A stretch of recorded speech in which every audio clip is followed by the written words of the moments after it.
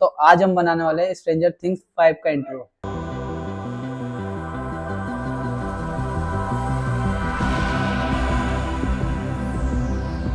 और अगर इस इंट्रो में थोड़ा सा 19-20 का अंतर आ जाए तो यार देख लेना, आपका ही भाई हो, माफ कर सकते हैं थोड़ा। सबसे पहले हम आफ्टर इफेक्ट में आ जाएंगे और एक यहाँ न्यू कॉम्प ले लेंगे।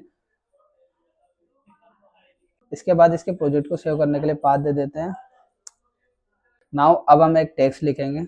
इसका फ़ॉन्ट आप अपने अकॉर्डिंग ले सकते हैं, जो आसपास का फ़ॉन्ट है मैं वही ले रहा हूँ। इसको थोड़ा सा हम बड़ा कर लेंगे। इसका ना मैंने फिल बंद किया हुआ है और रेड कलर का स्ट्रोक दे रखा है। अब हम इसके एक डुप्लीकेट कॉपी बना लेंगे और यहाँ पर लिख देंगे थिंग्स। अब इनको सेंटर अलाइन कर लेंगे दोनों को।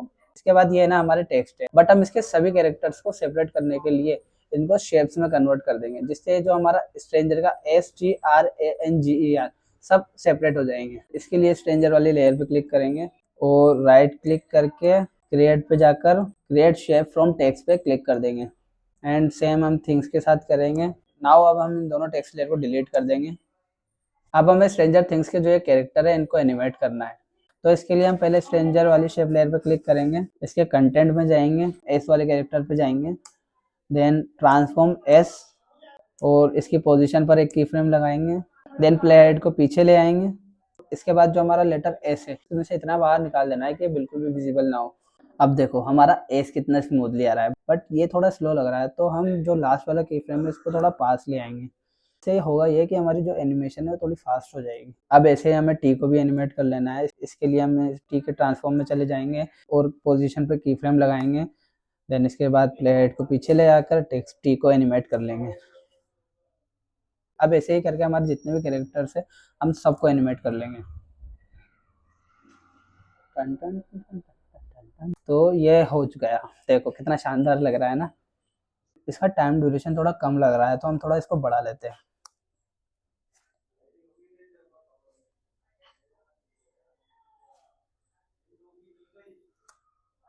और हाँ, इन सब के की फ्रेम्स को इजी यूज करना मत भूलना, वैसे मैं कर चुका हूँ, बस इनको थोड़ा सा एडजस्ट करना बाकी है। और इसके ग्राफ में जाके हम इसको थोड़ा एडजस्ट भी कर लेंगे, जिससे थोड़ा सा इसकी एनिमेशन और स्मूथ लगे। अब यहाँ पे हमारा जो स्पीड ग्राफ है ना वो शो नहीं हो रहा, तो इसके लिए हम राइट क्लिक करेंगे एंड एडिट स्पीड ग्राफ पर क्लिक कर देंगे। तो हमारा जो ये स्पीड ग्राफ है ये आ चुका है। अब इसके बाद हम इस स्पीड ग्राफ को सेलेक्ट करेंगे, जिससे जो ये हमारे हैंडल्स है ये विजिबल हो जाएंगे और इन हैंडल्स को पकड़ के हम थोड़ा सा ऐसे स्ट्रेच कर देंगे, जिससे जो हमारा एनिमेशन है वो थोड़ा स्मूथ हो जाएगा। देखो लग रहा है ना प्यारा।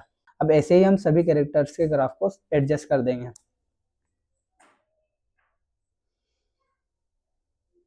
तो ये हमारे कैरेक्टर्स तो अरेंज हो चुके हैं, बट अब आगे के स्टेप के लिए हम एक बार इंट्रो खोल लेते हैं कि हमारा क्या क्या करना बाकी है। अब हम इसमें ध्यान से देखेंगे तो हमें इसमें एस और आर का साइज थोड़ा बड़ा दिख रहा है, तो हम इसको भी बड़ा कर लेंगे। इसके लिए वापस स्ट्रेंजर वाली शेप में आ जाएंगे और इसके कंटेंट में जाएंगे, देन एस पर जाएंगे और ट्रांसफॉर्म एस करेंगे, देन इसका स्केल जो है उसको थोड़ा बड़ा कर लेंगे। अब ये इसका स्केल बढ़ाने पे थोड़ा बाहर जा रहा है, तो हम इसको बाद में सेट कर लेंगे। तो ये हो रहा हमारा एस हो गया।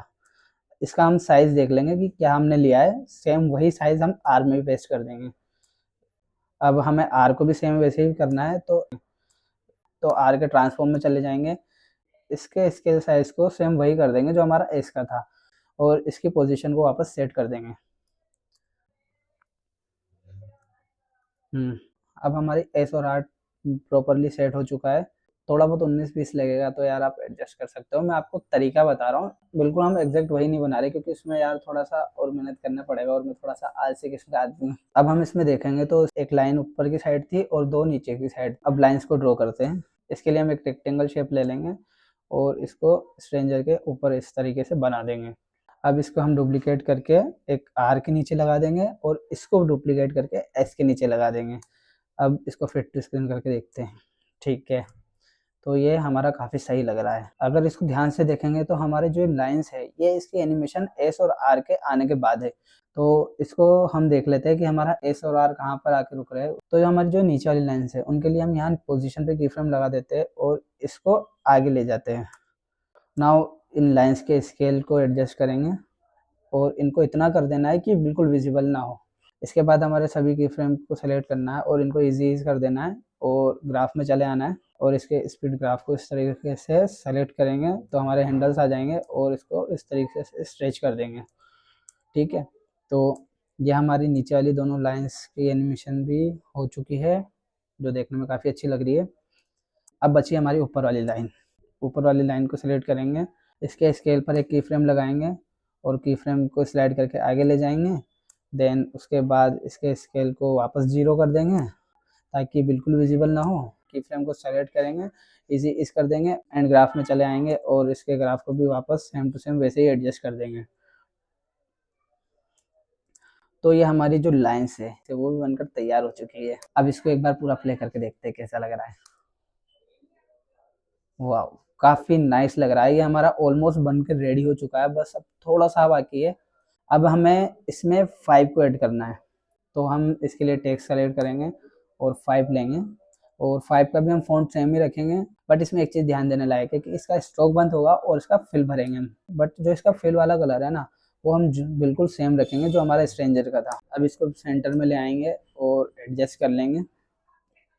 अगर हम इसको इंट्रो को ध्यान से देखें तो इसकी 5 की ओपेसिटी थोड़ी कम थी, तो हम इसको उस अकॉर्डिंग एडजस्ट कर लेंगे। ये हो चुकी है हमारी 5 की ओपेसिटी भी एडजस्ट।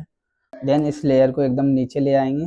देन उसके अंदर आप ध्यान से देखोगे ना तो आपको 5 के अंदर ग्रेन्स भी दिखेंगे, तो हम इसमें थोड़े से ग्रेन्स डाल देते हैं। यहाँ इफेक्ट में चले आना है, ग्रेन सर्च करना है और ये 8 ग्रेन जो आपको दिख रहा है इसको हमारे 5 पे ड्रॉप कर देना है। देन इसके बाद इसके व्यू मोड को फाइनल ऑब्जेक्ट पे सेलेक्ट कर देना है और इसकी इंटेंसिटी को हम कर देंगे 2।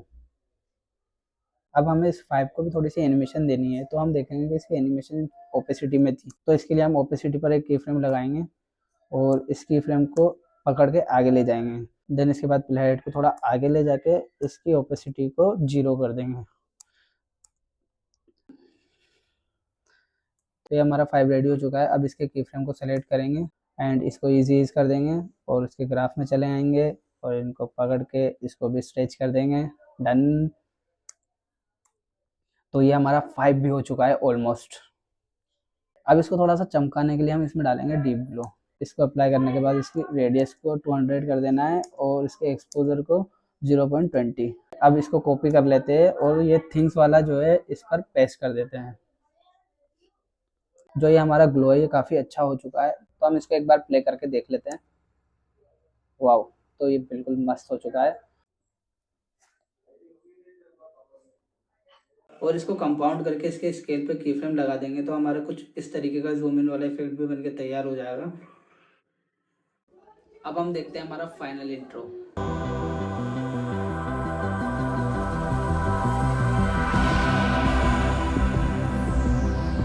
तो देखो यार, ये बिल्कुल सेम नहीं था, बस आपको बताने के लिए था कि आप किस तरीके से स्ट्रेंजर थिंग्स 5 के इंट्रो को इजीली बना सकते हो। और इसकी प्रैक्टिस करने के लिए मैं इसकी प्रोजेक्ट फाइल भी आपको डिस्क्रिप्शन में दे दूंगा। तो अगर आपको ये वीडियो पसंद आया हो तो लाइक, कमेंट एंड शेयर कीजिएगा और आपको नेक्स्ट वीडियो किस टॉपिक पे चाहिएगा वो भी कमेंट में जरूर बताना।